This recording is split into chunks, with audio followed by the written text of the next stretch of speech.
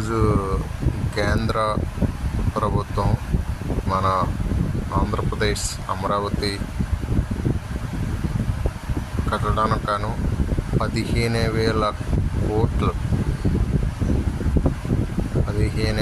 కోట్లు బడ్జెట్ని ఈరోజు మనకి కేటాయించింది. ఇది అందరికీ తెలియాలి.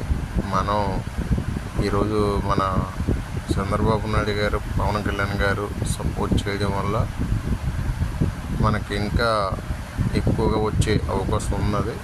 ప్రజెంట్ మనకి ఇప్పటికి 15,000 కోట్లు మన ఆంధ్రప్రదేశ్కి కేంద్ర ప్రభుత్వం కేటాయించడం జరిగింది. సో ఈసారి అమరావతి అయితే కంప్లీట్ అయిపోవాలి 99%. పోలవరం కూడా తక్రీబన్ కొంచెం వరకు కంప్లీట్ అవుతుంది.